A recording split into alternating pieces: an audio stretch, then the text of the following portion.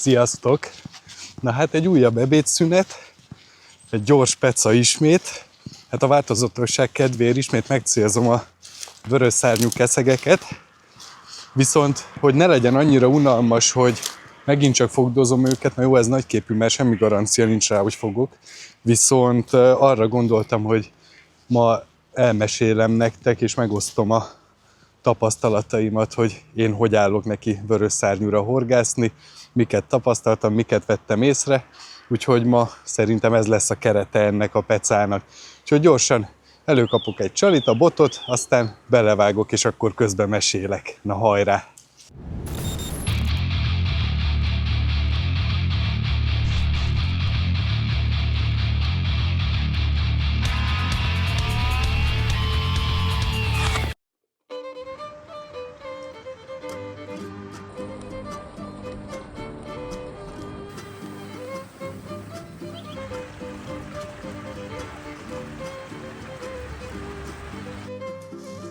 Na hát, nem tudom, hogy mennyire fog látszani, de ott látom, hogy ott több is van a cső alatt. Össze vannak állva a keszegekkel, a sima keszegekkel. És ilyenkor megpróbálom mindig a rajnak a szélét dobni, mert mindig a vörös szárnyú, az a keszegrajnak, én azt tapasztaltam, hogy vagy a tetejére áll rá, vagy pedig egy kicsit arrébb.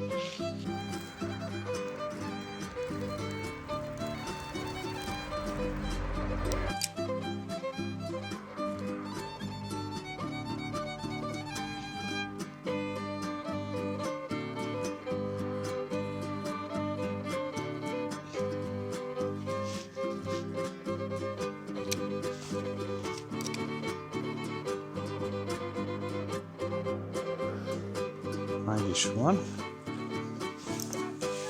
Igen.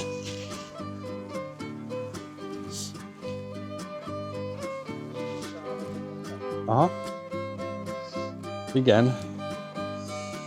Na hát itt az első.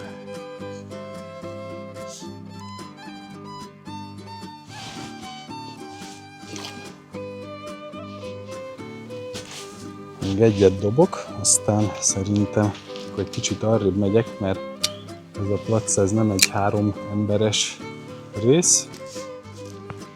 Na, egy kicsit odébb állok, mert közben jött a bátyja a kisfiával, vagy unokájával, aztán ez a pálya itt hármunknak már egy picit kicsi lesz, de hát jó van, most hadd örömködjenek spicbottal, majd átjövök ide egy túlsó szakaszra, aztán próbálkozok itt. Nincs ebből baj, elférünk. Na, megpróbálom itt a híd alatti szakaszt. Múltkor amúgy innen is fogtam szépeket, úgyhogy még bármi is lehet.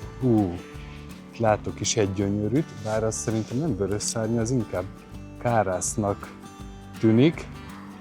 Kicsit mélyebben van, de ez tök jó lenne, hogyha sikerülne megfogni. De úgy nézem, hogy nem akarja az igazságot. Amúgy az UV szemüveg az ennél a pecánál kb. Elengedhetetlen. Nagyon frankó, mert amikor a vöri a felszín közelben van, akkor frankón látom őket, és kb. Tudom, hogy hova dobjam.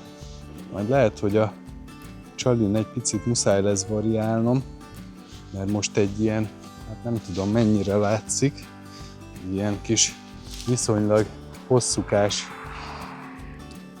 geleszta van feltűzve, és az vele a baj, hogy mivel apró benne a horog, hogyha a hal úgy forgatja be a szájába, akkor saját magát tűzi fel, és nem a hal szájába akad meg.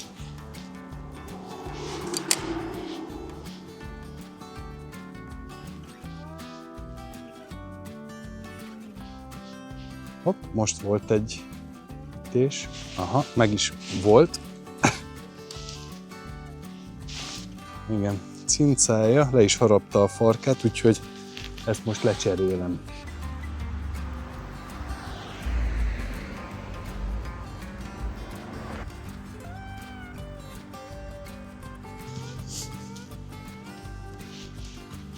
Na most felraktam egy kicsit ilyen lárvaszerű dolgot. Ott van is egy gyönyörű vörös szárnyú. Remélem, hogy a kamerát jól állítottam be. Talán. Azt ott fasza lenne megfogni. Csak oda kéne tudnom pont elé. Nem, egyelőre nem reagál rá.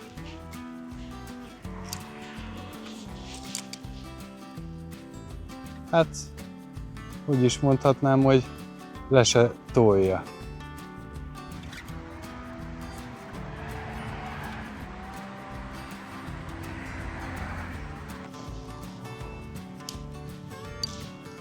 Amúgy ez egy annyira fantasztikus pálya, de annyira szemetes, basszus. Ez a rész, ez nagyon gáz.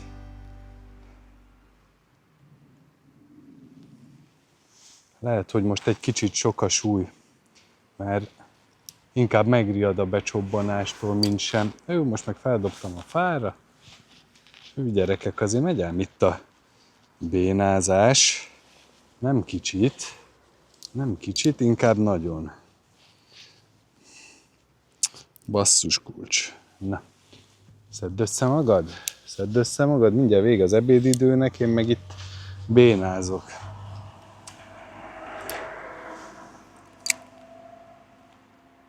Na, hopp, most marja el. Azaz, meg is van. Hopp, királyság.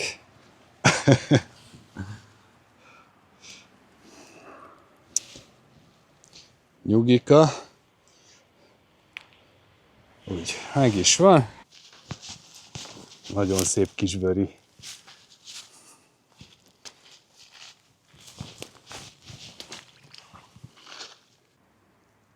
Rendesen látom, ahogy csipkedi, és ugye az lenne jó, hogyha megenné, csak hát nem fér be a szájába sajnos, mert ez épp egy apróka volt.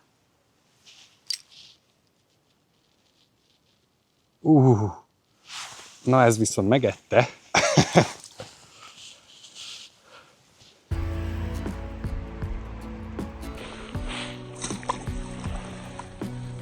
Amúgy érdekes, mert sokszor a kapást azt nem veszem észre, vagy nem vagyok benne biztos, hogy kapás, olyankor szimplán annyit csinálok, hogy megvárom, még látom a zsinóron, hogy vagy megfeszül, vagy elindul, akkor tudom, hogy rajta van.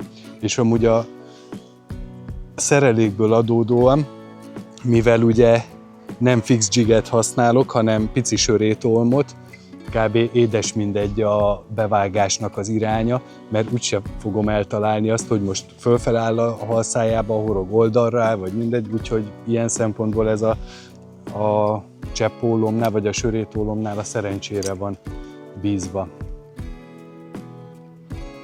Aha, ott van. Na, ő már pofás.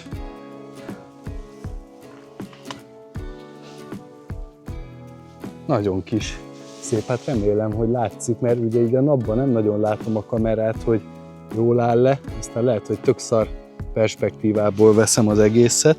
Úgy mindig van nálam kéznél egy fogó, mert olyan pici szája van, hogy nem mindig, mondjuk igen, pont ha nem a balfaszabbik kezemmel erőltetném, akkor még jó is lehetne. Itt van gyönyörű kis vöri. Igyekszem nem túl magasról visszadobni. Ja, úgyhogy hát ez egy fantasztikus peca, gyerekek. Nagyon jó. Amúgy érdekes, mert többféle metódust figyeltem meg, hogy hogyan esznek. Van az, amikor egyből leveri a becsobbanót, és akkor tényleg az a legdurvább, amelyik beesik, és már rá is cuppan. Viszont van olyan is, amikor így követgeti, és mikor már azt hiszem, hogy nem eszi meg, akkor pont nem, hogy belassítom a csalit, mert általában olyankor lefordul róla. Gyanús lesz neki, hogy odáig úgy szépen ilyen szakaszosan halad a csali, és amikor megállítom, akkor valamiért nem eszi meg. hanem olyankor csak így próbálom fölfele emelni a bocspiccet, ezzel ugye színbe tartom a csalit, és egy icipici emelkedést adok neki. És akkor van, hogy egy kicsit így fölfele megúszik rá, és akkor megeszi, úgyhogy nagyon élvezetes. Ja, ami még szerintem fontos megemlíteni, vagy hát én azt tapasztaltam, hogy ritkán eszi meg azt, amikor közvetlenül szembe húzom el neki. Szóval, hogy mondjuk szembe húzom a csalit a hallal. Ugye én a hal mögött állok, engem nem lát, túldobok rajta, és elhúzom visszafele, akkor nem szokta megenni, max, hogyha teljesen az óra elé dobom, ugye, amit mondtam is, hogy becsobban óra. Viszont, hogyha keresztbe húzom el, hogy így áll a hal, és én keresztbe a szája előtt elhúzom, akkor csomószor látszik, hogy észreveszi, hogy bekerül látomezejébe, és akkor utána szépen utána fordul, és egyből el is nyesi, és olyankor viszont, hogy egy kicsit már oldalt mögé kerül a csali, akkor is általában ráfordul. Amúgy a vörös szárnyúnál mindig azt szoktam csinálni. Na, megvan. Megvolt. Szóval a vörös szárnyúnál mindig azt szoktam csinálni, hogy amikor egy helyet már megpecázok, akkor azért látványosan csökken az érdeklődés, mert azért nem egy-két darab szokott ott lenni, és olyankor hagyom egy kicsit a helyet, pihentetem, és nem kell sokat, elég akár egy 5-10 perc is, és akkor utána visszamegyek, esetleg annyit variálok, hogy valami másféle csalit teszek fel, hogy ne legyen annyira átlátszó a tervem. Na. Hopp, ez most megvan. Basszus! Na igen. Itt jön. Mindjárt mondom, csak közben kiszabadítom a csalit.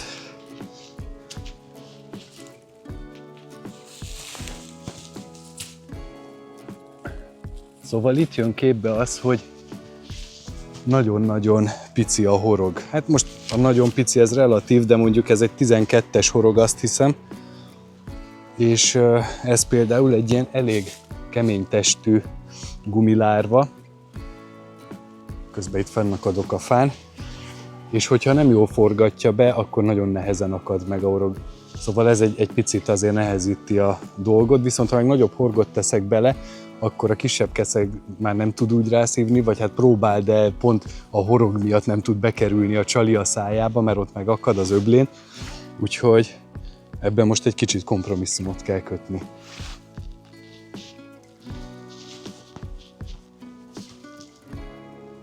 És most amúgy faszán el is üldöztem őket, ezzel, hogy itt leakasztottam a csalit. Hopp.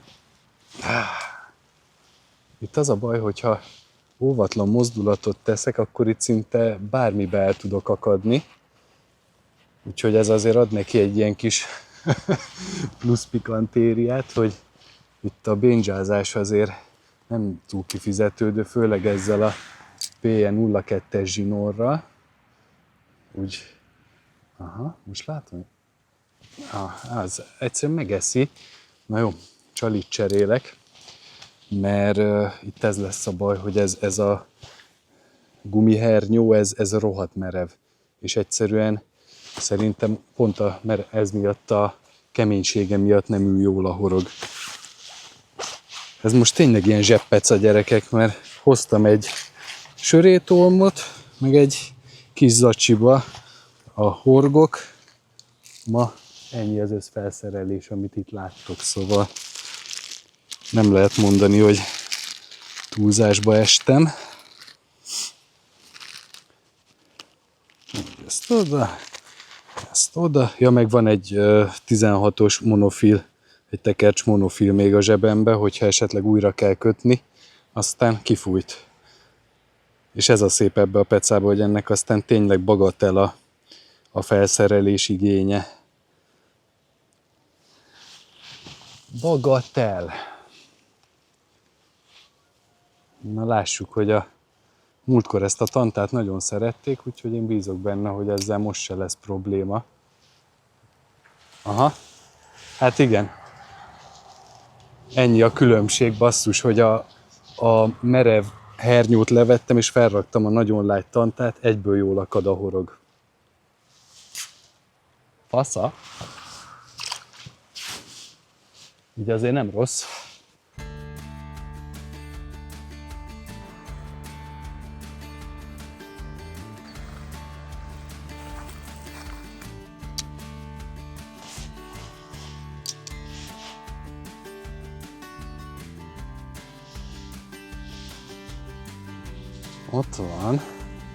Ott van a vörös betyár.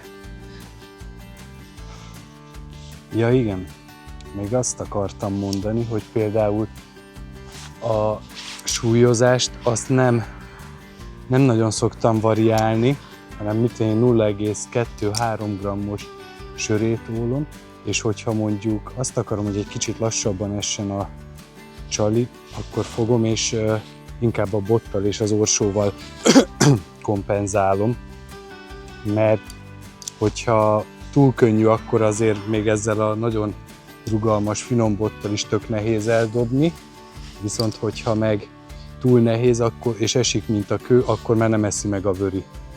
Legalábbis én ezt tapasztaltam.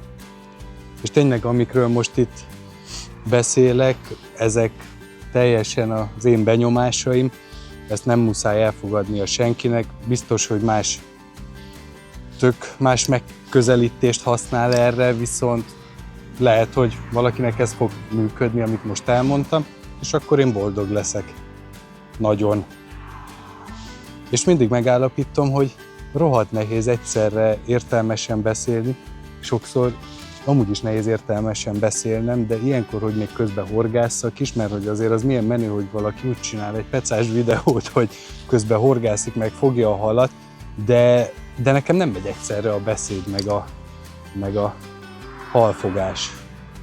Vagyis, hogyha fogom a halat, akkor vagy megakadok a mondandómba, és utána nem tudom, hol vesztettem el a fonalat, vagy össze-vissza beszélek minden baromságot.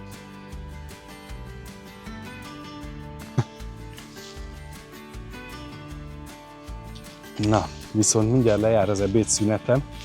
Még gyorsan itt átmegyek a hídpillér másik oldalára. Megnézem, hogy a híd alatt vannak-e, aztán eltolom haza a biciklit. Haza? De jó is lenne, hogyha hazatolnám a biciklit vissza a munkába. Csak itt egy kicsit trükkös a lejutás, de most már megoldódott a sztori. Van még egyfajta csali vezetés, ami néha beadja.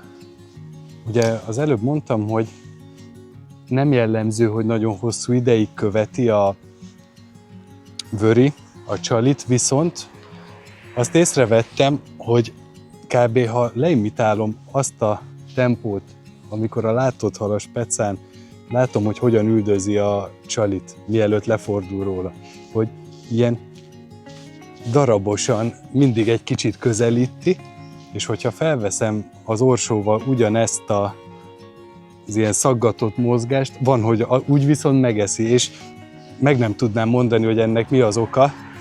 Lehet, hogy úgy a fokozat, amiben éppen kapcsolt, az pont úgy jól adja ki a fordulatszámot, hogy fasz tudja, de ez szokott működni tényleg, hogy kb. Ahogy most is így tekerem ezzel a tempóval az orsót, kb. így szokta követni a csalit. És akkor mondjuk 10-ből 7-szer lefordul róla, de 3-szor van, hogy megeszi. És azért, amikor megeszi, az nagyon király. Na, kisrác közben lelépett az apukájával, és hogy még visszajöttem ide, ahol kezdtem, mert amúgy itt állnak a legkoncentráltabban a vörös szárnyúak. Azt nem tudom, hogy fogtak-e amúgy, mert onnan a másik szakaszról én nem láttam ide. Az viszont biztos, hogy 10-ből 9-szer, hogyha a vörös szárnyú, ahogy áll, és a farokúszójához, szóval fejvonal mögé dobok, soha nem eszi meg. Soha. Úgy valamiért nem izgatja. Mint hogyha így teljesen arra lenne ráfókuszálva, ami így előtte elúszik. Ott van.